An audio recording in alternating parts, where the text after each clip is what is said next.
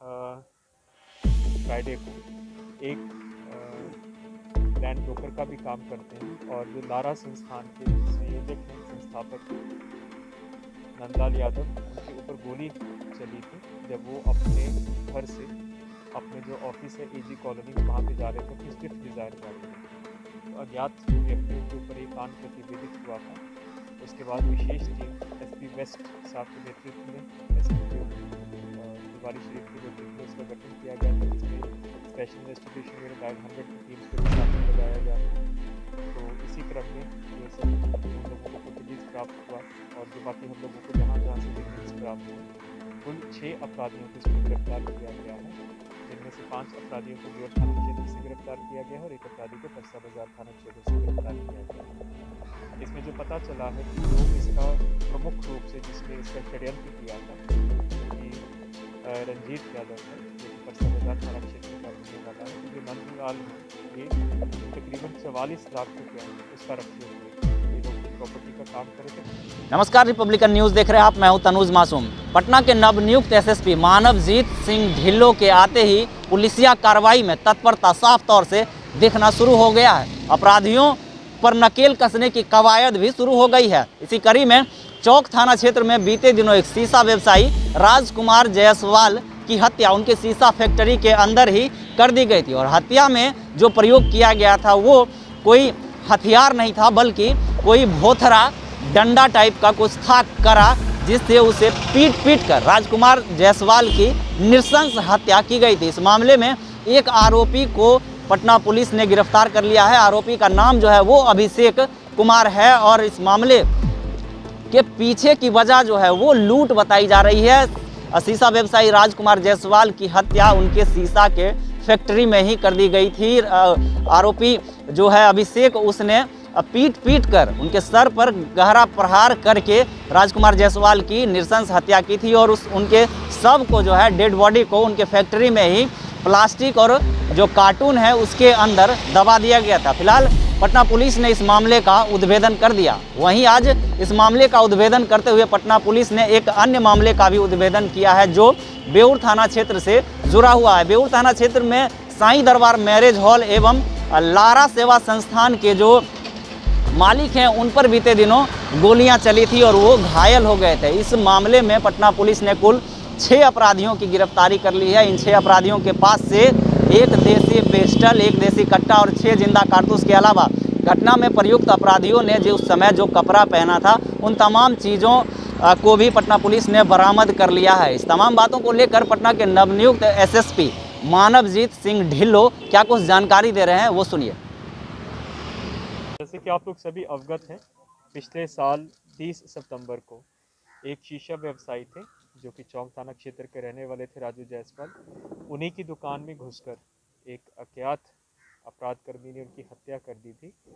ये जो केस था ये बिल्कुल ही ब्लाइंड केस था। इसमें अज्ञात लोगों के ऊपर केस दर्ज हुआ था और उनकी हत्या करने के पश्चात जो उनके परिवार वाले हैं, उनकी बेटी और उनके माँ से उन्हीं का फ़ोन यूज़ करके उनको बताया गया था कि किडनैपिंग कर लिया गया और रैंसम की राशि भी मांगी गई थी। तो ये केस का अनुसंधान बहुत ही वैज्ञानिक तरीके से किया गया है। इसमें बहुत भारी मात्रा में जो सीडीआर होता है, फ़ोन्स को एनालाइज़ किया गया, टावर डंप को एनालाइज़ किया, सीसीटीवी फुटेज को एनालाइज़ किया गया। उसके आधार पर जो हम लोगों की विशेष टीम है, जो कि अपना डीआईयू का टीम है, एसआईयू का टीम है, डायल 100 का टीम है और इसके अतिरिक्त जो हमारा एफएसएल का टीम है, उसकी सपोर्ट से पहले कुल 3 जो संदिग्ध थे उनको हम लोगों ने चिन्हित किया। उन 3 संदिग्धों की हम लोगों ने पूरी मूवमेंट को ट्रेस किया। उसके बाद सभी के फिंगरप्रिंट्स लिए गए, सभी का जो ब्लड ग्रुप है मैच करवाया गया। इसमें जो तीनों संदिग्ध हैं उनके जो कपड़ों को जब्त किया गया कि उनके कपड़ों के ऊपर कोई ब्लड ग्रुप है, विक्टिम का ब्लड है, उसके निशान है कि नहीं है। तो उसके बाद जब पूरा वैज्ञानिक अनुसंधान समाप्त हुआ तो इसमें जो एक एक्यूज्ड है जिसका एलियास है नुन्नू और उसका असली नाम है अभिषेक कुमार, जो कि जो मृतक हैं उनके घर से तकरीबन 300 मीटर की दूरी पर रहता है। ये लड़का आर्मी वार्मी और पैरामिलिट्री उसकी तैयारी के लिए दौड़ लगाता है। वर्तमान में और कोई काम नहीं करता है, आपराधिक इतिहास नहीं है। तो एक तो उसका फिंगरप्रिंट घटनास्थल पर मैच हो गया, खून वाला फिंगरप्रिंट मैच हुआ। और दूसरा जब उसके कपड़ों को जब्त किया गया तो जो विक्टिम का ब्लड ग्रुप है उसका जो हाफ पैंट उसके साथ मैच हो गया।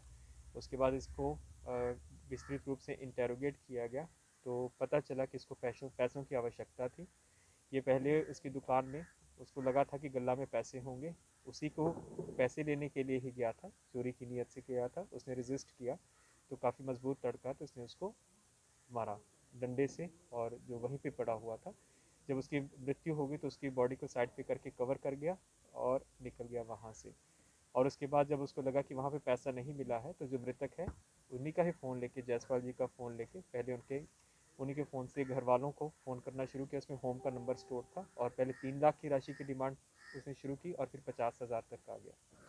लेकिन इसके बाद उसने फ़ोन बंद कर दिया, उस फ़ोन को इसने डिस्ट्रॉय कर दिया। तो इस कांड का जो उद्भेदन हुआ है इसमें बहुत मेहनत गई है और पूर्ण रूप से वैज्ञानिक साक्ष्य के आधार पर उसको फ्राइडे को एक लैंड ब्रोकर का भी काम करते हैं और जो लारा संस्थान के संयोजक हैं, संस्थापक हैं नंदलाल यादव, उनके ऊपर गोली चली थी जब वो अपने घर से अपने जो ऑफिस है एजी कॉलोनी में वहाँ पे जा रहे थे अपनी स्विफ्ट डिज़ायर गाड़ी में। तो अज्ञात व्यक्तियों के ऊपर ये कांड प्रतिवेदित हुआ था। उसके बाद विशेष टीम एसपी वेस्ट साहब के नेतृत्व में, एसडीपीओ फुलवारी शरीफ के नेतृत्व में उसका गठन किया गया था, जिसमें स्पेशल इन्वेस्टिगेशन यूनिट डायल 100 की टीम्स को भी साथ में लगाया गया था। तो इसी क्रम में जो हम लोगों को फुटेजेस प्राप्त हुआ और जो बाकी हम लोगों को जहाँ से भी हिंट्स प्राप्त हुए, कुल 6 अपराधियों को इसमें गिरफ्तार किया गया है, जिनमें से 5 अपराधियों को ब्योर थाना क्षेत्र से गिरफ्तार किया गया है और 1 अपराधी को परसा बाजार थाना क्षेत्र से गिरफ्तार किया गया है। इसमें जो पता चला है कि जो इसका प्रमुख रूप से जिसने इसका षड्यंत्र किया था, जो कि रंजीत यादव है, जो कि परसा बाजार थाना क्षेत्र का रहने वाला है। तो जो नंदलाल हैं ये तकरीबन 44 लाख रुपया उसका रखे हुए थे। ये लोग प्रॉपर्टी का काम कर रहे थे। परसा बाजार में 1 बीघा की ज़मीन है जो कि कुछ हद तक विवादित ज़मीन भी है। तो 44 लाख रुपए इसने उसको पेमेंट किया था, नंदलाल जी जो विक्टिम हैं। उसके बाद वो पैसा वापस नहीं कर रहे थे इसके कहने के अनुसार, तो इसने फिर षड्यंत्र बनाया कि उसको रास्ते से ही हम लोग हटा देते हैं।